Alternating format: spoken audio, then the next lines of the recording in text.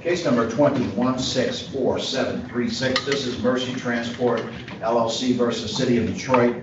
The matter is before the court for a settlement conference. Your appearance for Mercy Transport, please.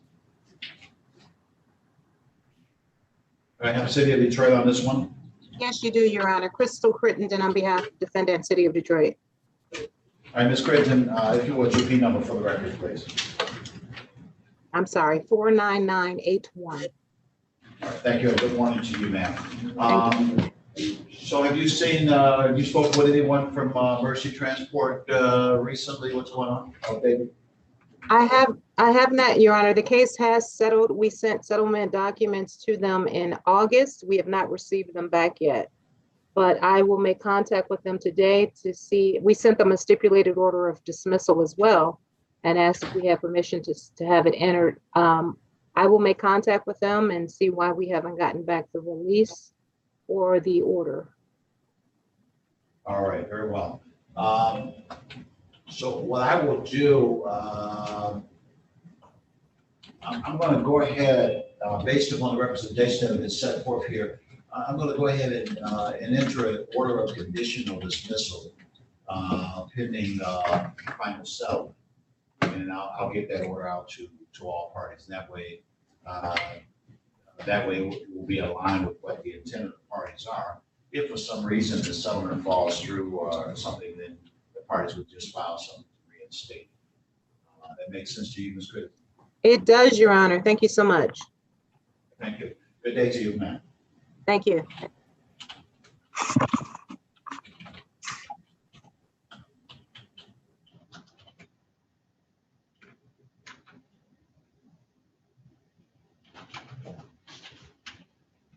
The court now calls case number 21-240617. This is Andre Jamerson versus Armor Bearer Investigation, LLC. The matter is before the court, set on for a hearing on today's date. Let me hear counsel on this matter for either party. Your appearance, counsel. Good morning, Your Honor. Good morning to the court. Robert Gross. I'm appearing on behalf of the attorney of record, Josh Thomas, and appearing on behalf of the defendant in this matter, Armor Bearer. All right, thank you, Mr. Gross. Your P number for the record, sir. 82012. All right, thank you, counsel. Now, do I have Andre Jamerson on this? So say something if you hear, sir. Mr. Jamerson? The record should reflect that the court set this matter on for 9:30 a.m. The court is looking at the notes. It does have the proper address for the Zoom here, and I did set it up as a status conference with the goal of seeing what was needed in this case in terms of the schedule that might be needed in this regard. Counsel, have you or Mr. Thomas's office spoken with Mr. Jamerson or anybody representing Mr. Jamerson? It is my understanding that he is not represented, and we have had very limited contact. And I believe at this point, this is the second time the plaintiff has failed to appear before this court. Well, this is the first hearing that I set up. I'm wondering if that had something to do with the previous small claims matter, because it was removed by Mr. Thomas's office to this court on the 7th. It looks like on the 7th of September, and this is the first date that this court scheduled. Go ahead, sir. Any other information you have? That is all. And just by way of background, I work with Mr. Thomas, and in discussing this matter with him, it would be my recollection then that he did not appear when on the 7th or the 8th of September when we were asking for this court or this case to be removed to your court. All right, yeah, that would have been. Well, he wouldn't have had to appear, particularly where the case was being removed. So that one don't really that not being there doesn't really amount to anything because of the removal. But I get you. All right. But I am concerned about him not being here today. And I noticed that I did receive the answer, your answer to the complaint. It looks like there was another office, or maybe it's the same office. It looks like, all right, I see Mr. Thomas on there. Okay, very well. So I don't know why the defendant is not here. I will dismiss the matter at this time. If there's not been any contacts as such in an effort to try and resolve the matter, and the defendant has just not shown up, I will dismiss the case at this time. Thank you very much. All right, thank you, Councilman. Let me stop you for just one moment. Let me just look at one thing. We have the address as set forth by Mr. Jameson on Lenore Street in the city of Detroit. Notice went out to that address as well as the other address. All right, case will be dismissed at this time for the plaintiff's failure to appear. Thank you, Your Honor.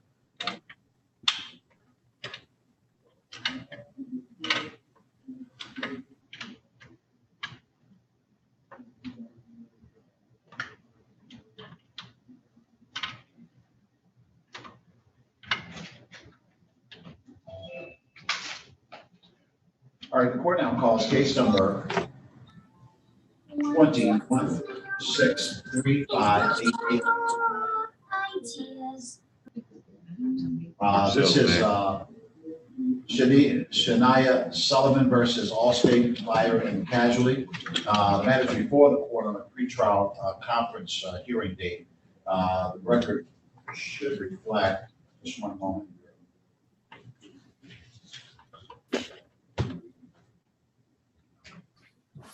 All right, the court did sign an order allowing for discovery on a previous date, and they reset the matter for hearing on today's date. Your appearance for Sullivan, please. Morning, Your Honor. James Eckleberry appearing on behalf of Plaintiff Shania Sullivan, P78222. All right, thank you, Mr. Sullivan, and good morning to you, sir.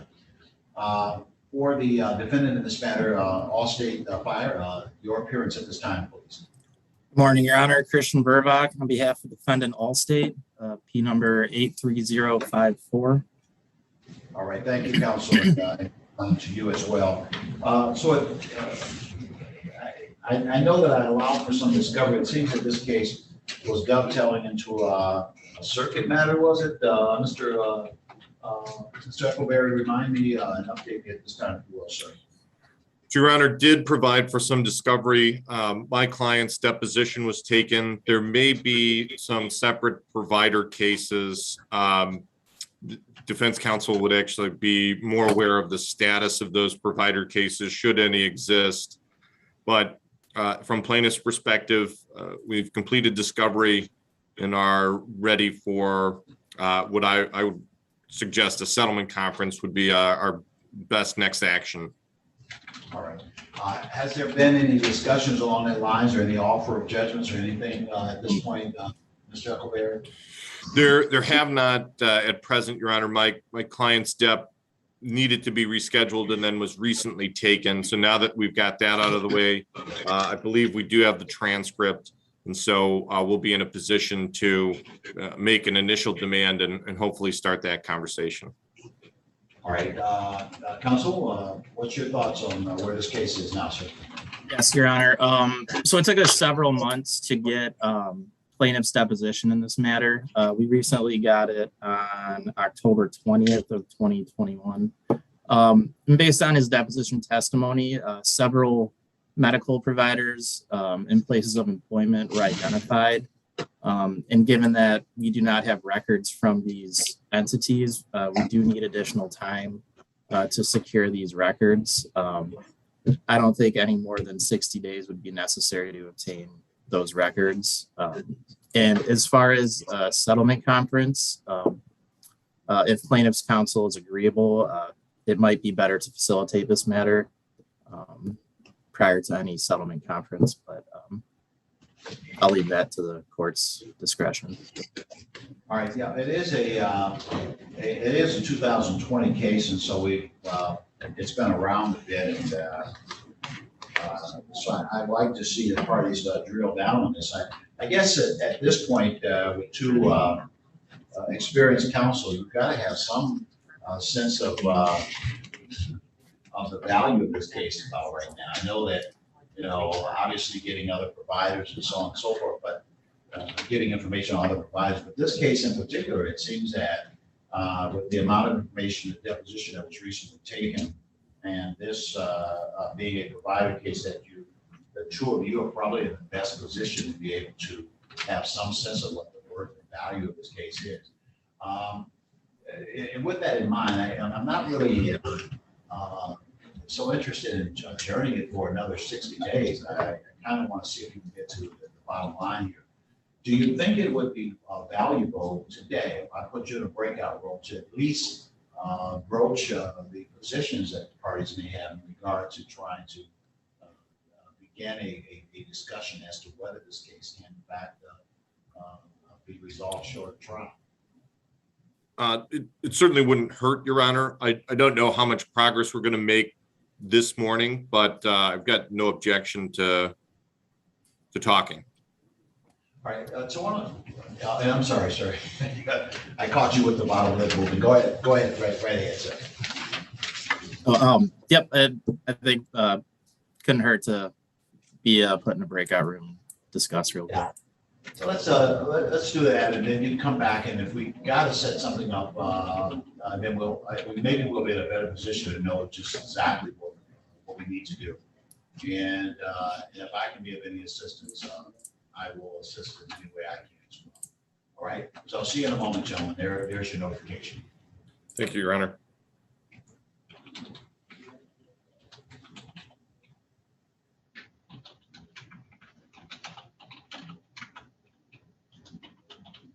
All right, the court now calls case number 21-66516. This is HS Financial LLC versus Leroy Charleston.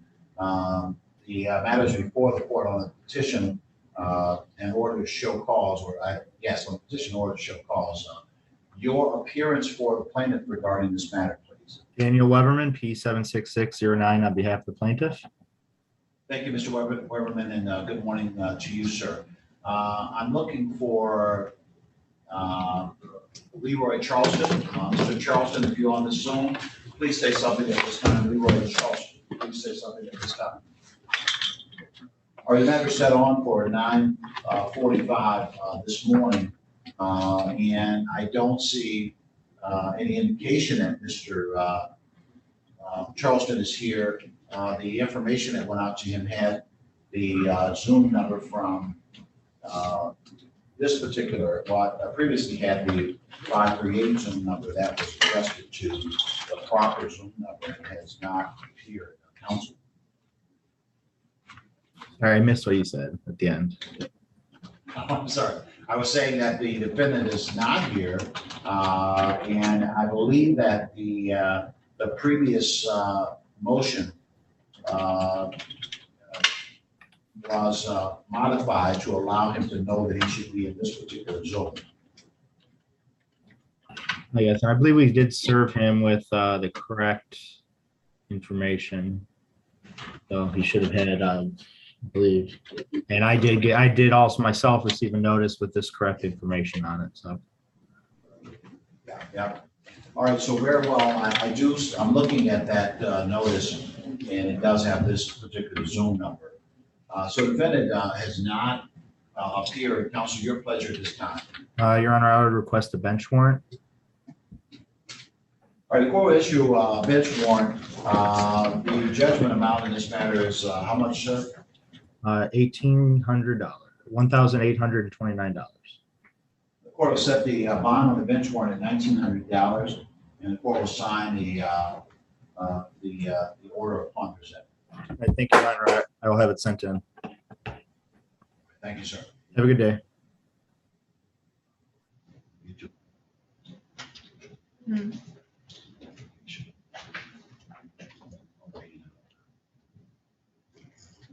All right, the court now calls case number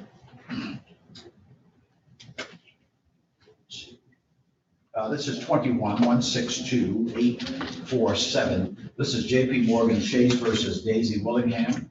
The matter is before the court, set for a scheduling conference, status conference. This is a first hearing regarding this matter. This case was brought before the court for the filing date, looks like August 4th, 2021. All right, your appearance for Chase, please. Good morning, Your Honor. Jim McCardle appearing on behalf of J.B. Morgan Chase. All right, thank you, Mr. McCarville. Your P number for the record, sir. 82443. All right, thank you, counsel. And I'm looking for Daisy Willingham. Ms. Willingham, are you there, ma'am? Yes, sir. All right, good morning to you, Ms. Willingham. Good morning, Judge. I see that the matter has been joined, that is, that there's been an answer filed to the complaint here.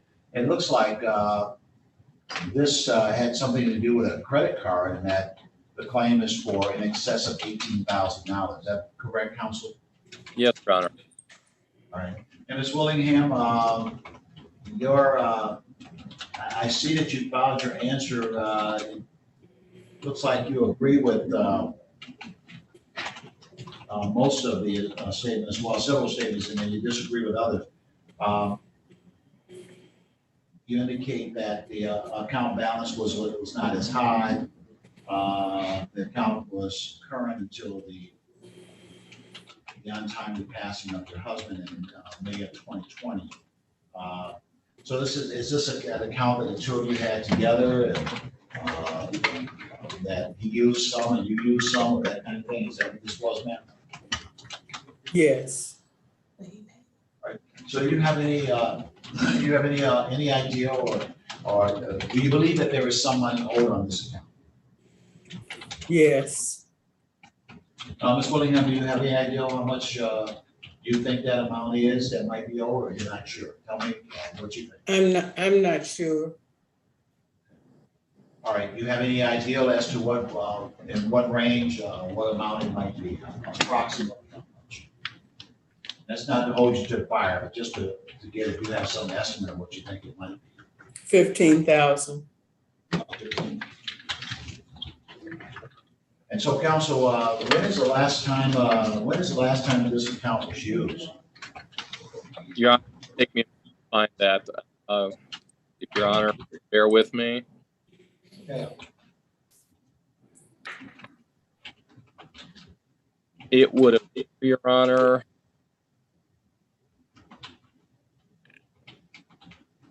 Your Honor, I can't tell you for sure. I go through all the statements to find out for sure. Okay, yeah, got you.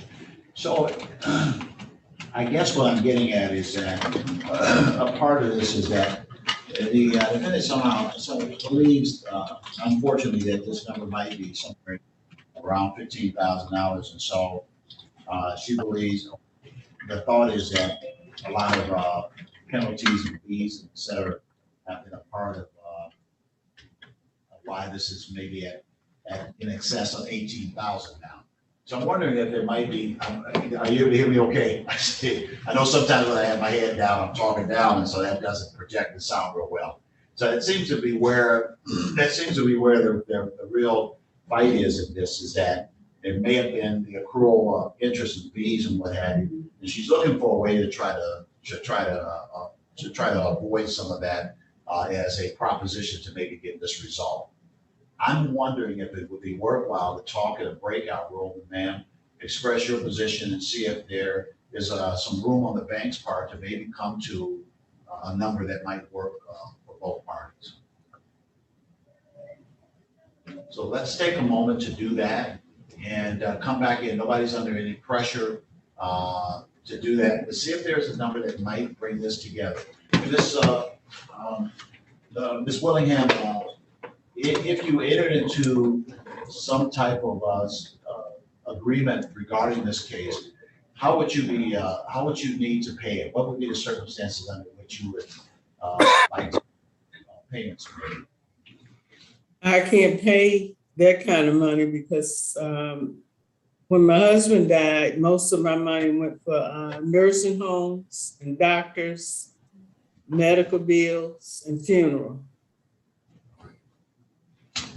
And so in terms of, if you needed time to pay it over time, what do you think you'd be able to pay a month if you had to deal with this? Probably $50 because all I get is Social Security and pension. Okay. All right, man.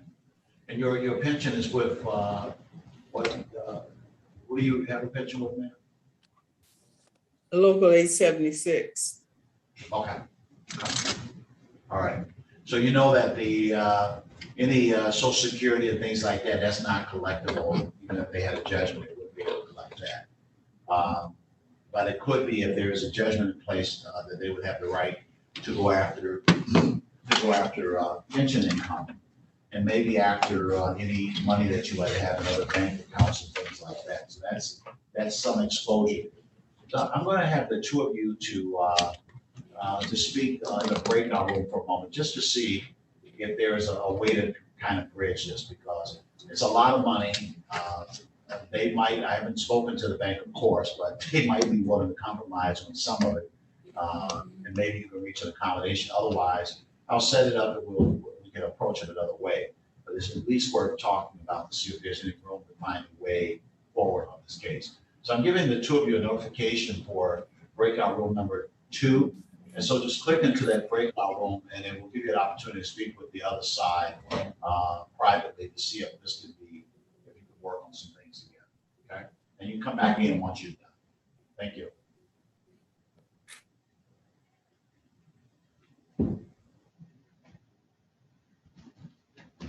And so I am back on the record regarding the suffix 3588. That's Sullivan versus Allstate. And I want to thank you, Mr. Echeverry, and where's the other gentleman? Yes, I want to thank the two of you for taking at least that moment to go in and use the best of your wisdom to at least try to approach where the parties might be on this matter. All right, so somebody update me and let's go forward. Yes, Your Honor. Do you want to go? You want me to go ahead? I was just going to say, Your Honor, we did talk about the claims that were outstanding, the bills that we have, and the question marks that still exist. And counsel, correct me if I'm wrong, but we would like, if the court is so inclined, to set an adjourned date, maybe 30 days out, to give counsel time to obtain the missing records, to address those question mark providers that we still have, and then either have a discussion regarding resolution or know that, we'll be prepared to ask you for a different path if necessary. Makes sense to you, counsel? Yes, that's what we discussed. Yeah. All right, so that makes sense to me. I like the ideal of kind of taking a look at it about 30 days hence. And of course, I know your schedules are busy and we're coming near the end of the year, so that makes it a little bit interesting. But I think taking a look 30 days down the line would be a helpful way of doing this. So I'm going to go ahead and set it over, and that's actually going to put us at December 16th, 12, 16, 21, and that's going to be at 9:30 a.m. And I'll set it as an adjourned final pretrial conference date. The court finds good cause for the adjournment and sets the matter over for that next date. So we'll see you at that time. Your Honor, just to clarify, will discovery be open during that time so that we have the opportunity to obtain those records? The court extends discovery through that date, through the 16th of December, so that the parties may discover those items that have yet. So I wish you well, Joe. I'll see you at that time. Thank you, Your Honor. Thank you, Your Honor.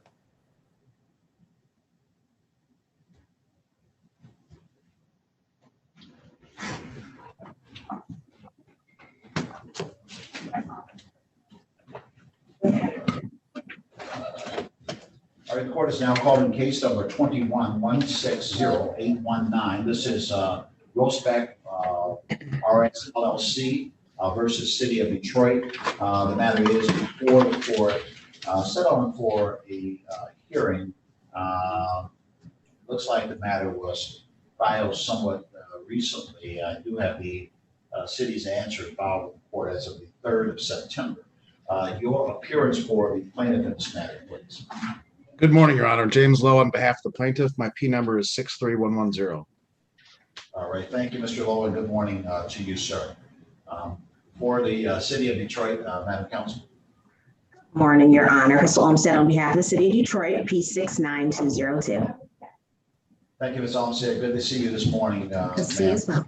All right, so it looks like this is early as things go. It's been about 4 or 5 months or so that this case has been before the court. Have you made any traction at this point, and what do you need from the court to move this forward? Your Honor, it's fairly early. Ms. Olmsted and myself are two, the City of Detroit Law Department and my firm have many cases together, and we generally work them out. I don't think that we're quite there yet, but I'm optimistic if we get a little bit of a time, but I certainly would defer to Madam Counsel as well. Yeah, I agree with Mr. Lowe on this one. The underlying plaintiff Merlene Bell, I do have her case in circuit court with several other matters. So I'm well familiar with the file. So it's probably just a matter of Mr. Lowe and I hashing out some numbers. All right, so do I need to, it looks like I really don't need to open discovery, but I will informally, I will formally say that discovery is open. The parties seem that they were able to work together on exchanging information where it's necessary. And so I'll leave discovery open during the pendency of this matter. So along the way, whatever you need, go ahead. I will put it, of course, in a formal order, but discovery is open. So in terms of the time, would you like for me to take another look at this in 30 days, or do I need to go and send it over to the new year? I might suggest 60. Yeah, just because, not because of the complexity of the case, but just because of the workload in and of itself. I think we need a little more time just to work through everything. I agree with counsel, and I don't know if it'd be helpful, but if the City of Detroit would like us to intervene in the other case, depending on what the status of the circuit court case is, we're willing to do that as well. Well, I can tell you, Mr. Lowe, we do have facilitation scheduled on that when it's already been to case evaluation. Okay. I have no problem with you, informally or joining in on the facilitation and make it easier for me, and might be helpful. I could send you the information with respect to who the facilitator is and the date. I believe it's coming up fairly shortly, within sometime in December. Yeah, we would be happy to participate. It sounds like it's too late to get into the circuit court case, but yeah, we'll attend the facilitation, and so that sounds like a good plan. Okay. That sounds incredibly meaningful. Absolutely.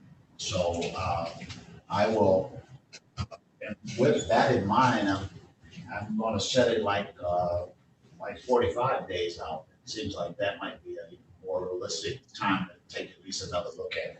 So we'll see where that falls, because we're basically out of December, so it's going to be at least 45 anyway. But I'm prepared to set it on the 6th of January, 1/6/22 at 9:30. All right, I'll put that in my calendar, Your Honor. Very good. I will as well.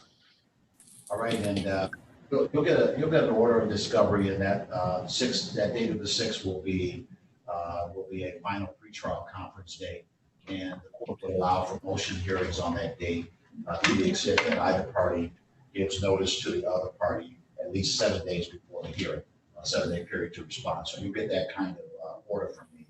I understand that the matter is going to be facilitated, whether formally or informally, and that may very well lead to this matter being resolved. So we'll see you on the 2nd, or sorry, the 6th of January, 2022, 9:30 a.m. Good day to you.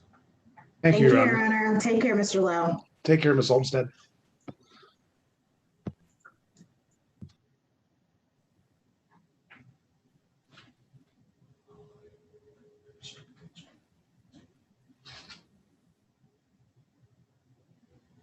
And thank you. I see that the parties are back on 2847. And welcome back, Mr. Ardale, and welcome back, Ms. Willingham.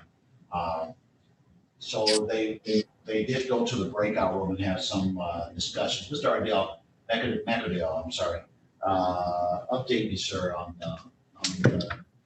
Your Honor, based on the conversation we had before, Your Honor, earlier, I've given Ms. Willingham a phone number to see if we can resolve this. I told her that I was going to ask Your Honor for a 30 to 45 day adjournment of today's hearing. So to give her an opportunity to resolve it. Of course, if we do resolve it, we're going to need to exchange papers and get them filed with the court. That's the reason for the 30 to 45 days. I told her in the same breath that if Your Honor wanted to keep a tidy docket, that you just set a discovery period on a trial date, et cetera, et cetera. So either way, we'd have time to resolve this if it's even resolvable. So I told her that the $50 a month, even based on a $15,000, was going to take 25 years to pay. That probably isn't something my client's going to accept. So I did give her the number, and after we get off, either way, whatever Your Honor decides, she's going to call my client, or excuse me, she's going to call my office. She'll discuss resolution with my client, and then we'll see what happens.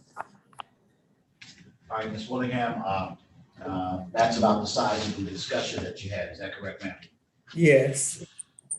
And I know it's a difficult situation, particularly because it's a significant amount of money involved. But you know, a step at a time, we'll see if it can be resolved. If not, there are other ways that we can go about dealing with it in the trial, so on and so forth. So what I am going to do is I'm going to go ahead and send it over. I'm going to give it the 6th of January, 6/22, and that's going to be at 9:45 a.m. And I'm going to open discovery for that entire period of time. That means that the parties can request information of the other side and send requests to admit documents that you have to respond to on both sides. And that can be done during that window through the 6th of January. I'm also going to treat that day as a final pretrial conference date. And on that date, I will allow motions to be heard. Motions can be motions that could end the case, or motions just to address issues in the case. So dispositive or non-dispositive motions, written documents asking the court to do something can be heard on that date, the 6th of January, so long as the opposing party allows the other side at least 14 days opportunity to respond. So if the attorney files a motion asking the court to do something, Ms. Willingham, you would have at least 14 days to respond to that. And that 14 days has to be before the hearing date. And you would then have opportunity to respond. Any motions that are filed that allows the other side at least 14 days to respond in writing, dispositive or non-dispositive, I will hear them on the 6th of January, so long as they allow the other party at least 14 days to respond, right? That changes some of the court rules in that regard, adjusted for this case. So motions for summary disposition and otherwise can be heard on that date, as long as the opposing party has at least 14 days opportunity to respond. Right?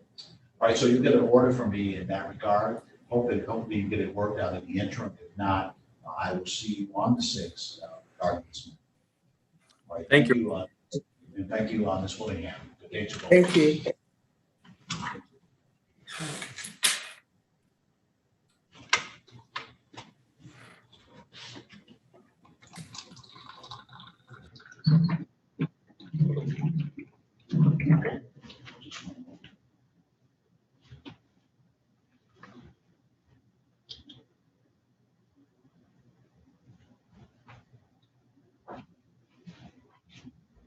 All right, this is case number 21-152-408. This is Capital One Bank versus Arenita Franklin, I believe is the first name. The matter is before the court, set pretrial conference. Counsel, your appearance for the record, please. Good morning, Your Honor. Jeffrey Beers, P41693, on behalf of Plaintiff Capital One. Thank you, counsel, and good morning to you on this matter. Let me see if I have anyone representing, or if Ms. Franklin is here. Ms. Franklin, E. Franklin, or anybody representing Franklin. All right, I'm calling for Franklin, who lives at West 7 Mile, apartment 68 in the city of Detroit. If you're on the Zoom anywhere, please say something at this time. And the court would note that the matter is set for 10:15. So I'm going to give just a few more minutes to see if the defendant is going to come in to this hearing, counsel. So we'll just a moment. Thank you.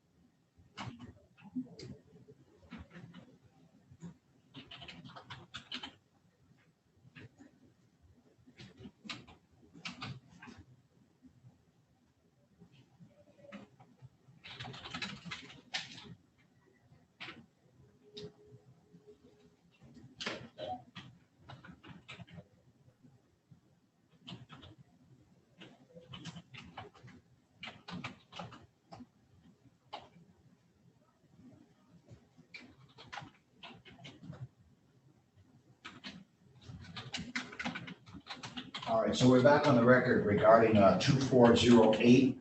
I'm still looking for Nona Franklin, the defendant in this matter. I noticed that she did file an answer back in August. The answer does not substantially dispute the claim before the court except as to amount.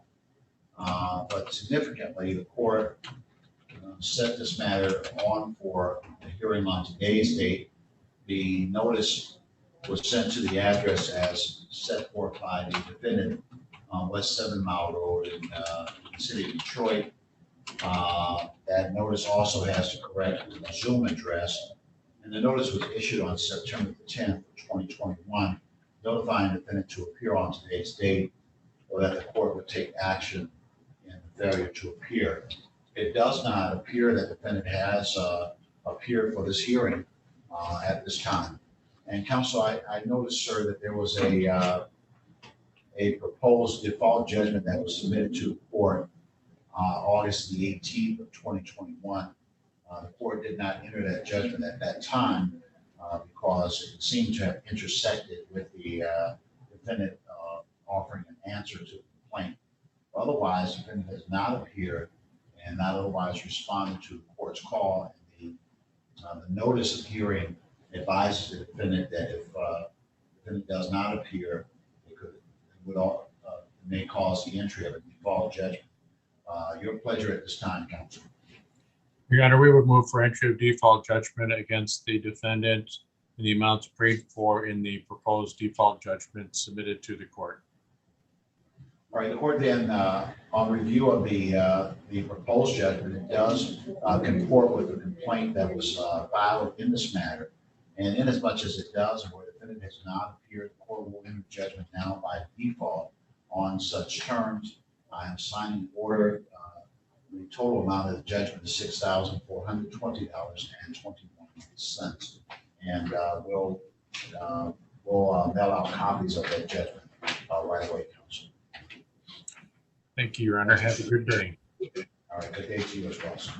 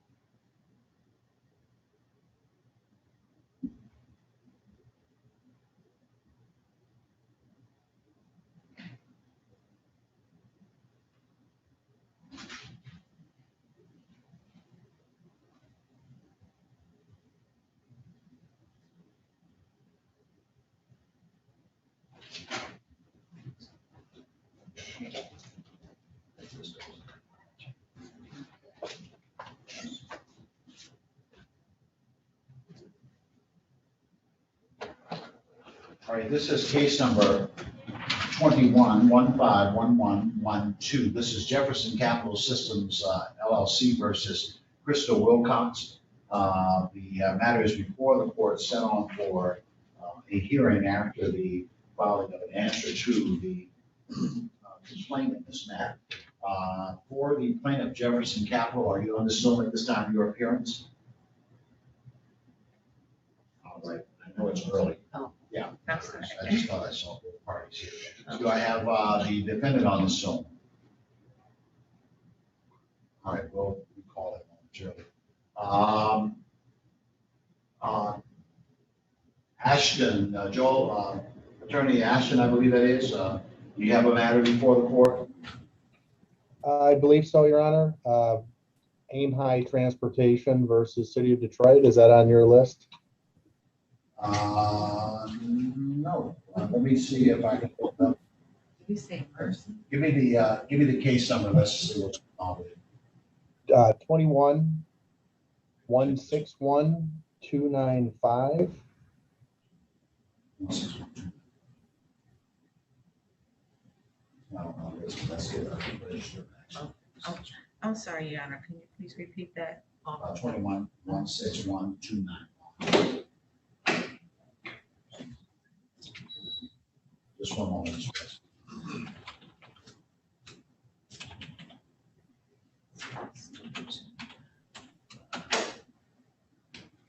That's Aim High Transportation, sir.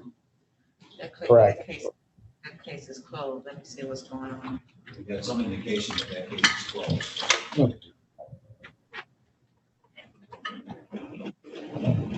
A dismissal without prejudice was entered on October 27, 2021. 1027, a dismissal without prejudice was entered on that matter. Very good, Your Honor. We will note that in our file. Thank you. Stipulated order to dismiss the back without prejudice. Very good. Thank you. All right, thank you, Counsel.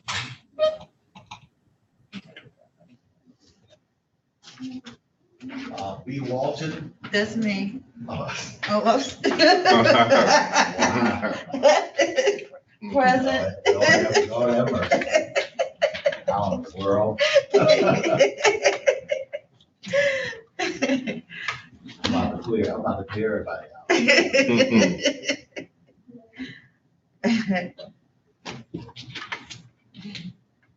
I get that when I log on. They go, B Walton, I'm like, right present, right here.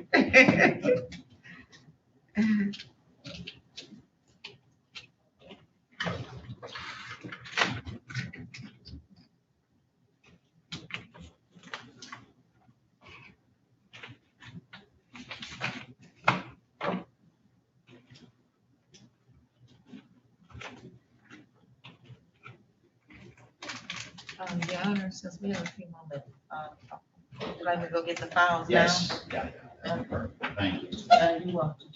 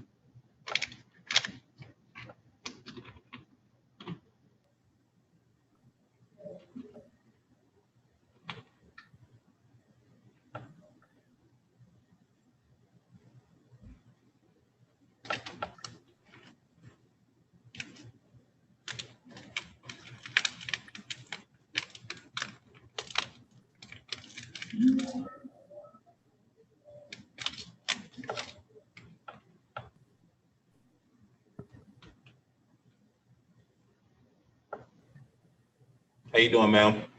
Good morning. How are you? I'm sorry, I didn't know if you could hear me. Yes, ma'am. What's the last three on your case? The last what? I'm sorry. The last three on your case? The last three numbers? Yes, ma'am. 112? 112? Yes, yes, sir. Alrighty, stand by for a minute. The judge will call upon you when he's ready for you, okay? Okay, thank you so much. Yes, ma'am.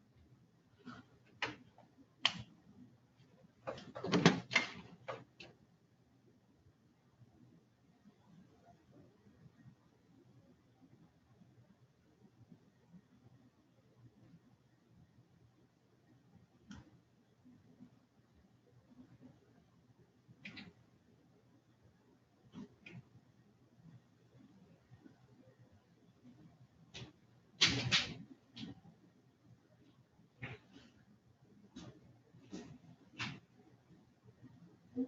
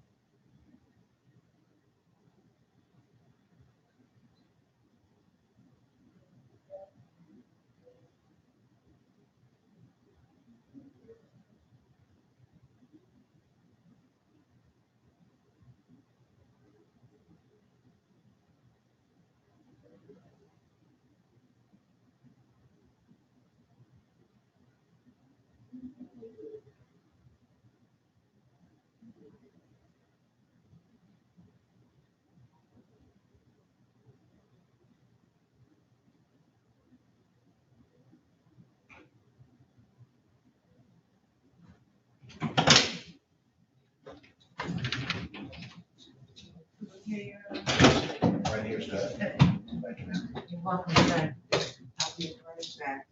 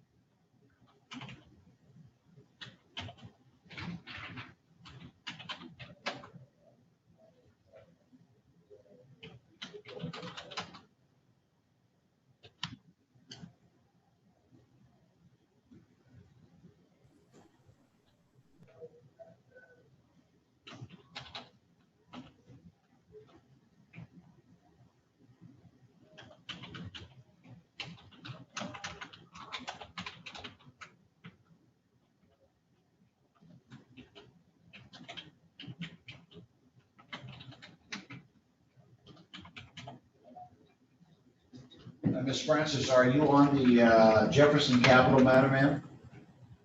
Yes, Your Honor. All right, I believe that Mr. Wilcox is here on that matter as well. This is case number 21-15-1112. This is Jefferson Capital Systems LLC versus Crystal Wilcox. The matter is before the court, set on for a status conference, scheduling conference. The answer to the complaint in this matter was filed in July. Looks like the complaint in this matter was filed in March of this year. All right, the complaint alleges claim for damages in excess of $2,200, approximately $2,300. This appears to be related to a claim arising out of a DTE energy account. All right, your appearance for the plaintiff in this matter at this time, please. Good morning, Your Honor. Jack Francis on behalf of Plaintiff's Attorney of Record P72322. Your Honor, I would just note we did not receive a copy of defendant's answer. All right, and we can make sure that that gets exchanged. All right, and your name for the record, ma'am? The defendant is, say your name again, ma'am? Crystal Wilcox. All right, good morning to you, Mr. Wilcox.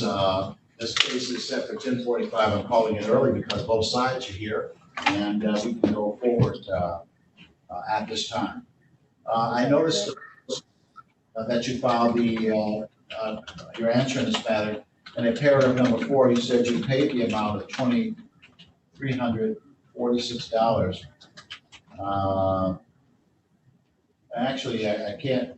Looks like you're saying you said did you pay over $2,300 on this? Is that what you said? Yes, Judge. All right. So when did you pay that? It was, I don't know the exact date because it was so long ago. I've moved since then, and then I called DTE to make sure that I didn't have a balance, because in order to move your services, you have to have a balance of 0. And when I moved, I'm sorry, Judge, when I moved, I called and made sure I didn't have a balance, and my service got transferred with no problem. So I didn't even, this came out of left field. I didn't even know about it. All right. So how long ago did you move from the place where there was a bill? Well, I think that this bill was, well, I was at the 96 the Shoemaker address. Yes. I was there for 3 years, but prior to that, I was at a different residence. So I put that I paid that amount only because I've never seen this. So I wasn't even sure if it was from the 964 Shoemaker address or from the address prior to that. I've been at this new home for almost a year, and I have a 0 balance with DTE. Well, I just have the balance that's occurred here. So I was trying to see, was this old? And my answer was that I paid it because all my bills I paid. So I was confused on what exactly what address was this from? Was it the previous address on Glenfield Street or on 9645 Shoemaker Street? Judge? All right. So you're not at the Shoemaker address at this time, is that correct? No, sir. Okay. All right. And what you're indicating is that whichever address you moved from, that you cleared out the bills there, and that's how you were able to move your account to the next locations, correct? Exactly, Judge. All right. So do you recall what form of payment you may have made? Because you've indicated in your answer that you did pay an amount, and it looks like you indicated $2,234.69. I believe it was via debit card. I'm not quite sure, but that's the only way I kind of pay my bills. I pay it via debit card. So I looked into my banking records, and I can't, it's so, I've been at that home for 3 years, and then this one here another year. So it had to be at least 4 to 5 years ago. So I don't really have that information. I just trying to see which from Jefferson Capital, which address was that accumulated at, if they have that information. All right, right. Ms. Francis? Judge, if we open up discovery, then maybe we can exchange information, and if she can locate the payment. The last payment I show on the account was in June of 2015. So if she has any payments past that, if she can provide any proof of them, we would be able to see if they were applied or not. Yeah, I'm seeing in your complaint that it made reference to an account that was open in February of 2013. So the account, the complaint alleges that an account was opened in 2013, and that it was apparently closed in June of 2015. So 2015 seems to be the period that the parties were talking about. So were you able to go back to bank records in 2015 or no? I'm sorry, I was not able to. I saw that in 2015. In 2015, I was on a street called Glenfield, and that's when if you can see in my answer, I didn't get any recognition of that because I was a victim of identity theft. Then in 2015, I was of course I was much younger, so that was like 8 or 9 years ago. So I don't really have that information. I'm not even with that same bank, so I'm sorry. Gotcha. All right, so what I'm going to do is I'm going to open up a period of discovery in this matter. And that allows the parties to acquire and exchange information and subpoena documents or anything along those lines to try to get at the bottom of what the case is really all about. And you raised two defenses that can be significant. One is identity theft, and the other is that you've already paid it. Those two things are significant issues in this case. So over the next 60 days, we'll open discovery for the parties to exchange information. You can send requests for documents or other information to the plaintiff. The plaintiff can send information to you or questions to you to try and discover information. They can subpoena records to try and discover information that they need to facts that may be relevant to this case. So discovery is that vital period that both sides can send requests for documents to the other side and be entitled to receive any backup information that they're requesting from the other side. That's what's going to happen over the next 60 days. What I'm going to do is I'm going to then set this matter up for a hearing on the 11th of January. It's going to be 1/11/22 at 9:30 a.m. That's going to be the next hearing in this matter. I'm also going to allow for the parties to file any motion to the court. If you're asking the court to do something, you'll have the right to file a written motion to be heard on that date of January the 11th. And you have to allow at least 14 days for the other party to respond. So if the plaintiff files a motion of summary disposition or a motion requesting something that they had to bring to court, they can have it heard on the 11th of January, so long as they give Ms. Wilcox 14 days prior notice before the hearing to respond to the motion. Likewise, Ms. Wilcox, if you file something that you believe you need to file before the court and ask the court to order something, it'll be heard on the 11th of January. You have to make sure that you file it at least 14 days before the hearing, so that the other side has the right to respond to the document. So you'll get a written order from me, both sides. That written order is going to say that discovery is open through the 11th of January 2022, and it's going to say that your next hearing date is at 9:30 on that date. And it's also going to say that motions can be heard on that date so long as the other side is allowed 14 days to respond to the motion. Right? That's a procedure in this case. Those items have to be found out, whether or not this case is a case where payment was already made, or if this is a case of identity of theft, and discovery is the process by which the parties can find those kind of things out. Right? So that's my order. You'll get an order from me. Your new date will be in that order as well. Again, January 11th at 9:30 a.m. I do wish both sides. Yes, ma'am. Could I ask if a copy of the answer could be mailed with the order as well? Yes, I'll make sure. I'm gonna go ahead on this Wilcox behalf and make sure that we mail out a copy of your answer to the other side. We filed it with the court, but you were supposed to send a copy to the plaintiff as well. We're gonna make sure that he's taken care of. Thank you, Judge. All right. I wish both sides well. I'll see you on the next day. Thank you so much, Judge. You have a good day. You too.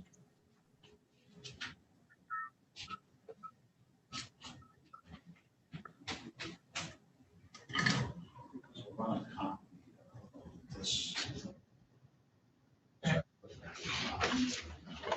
right.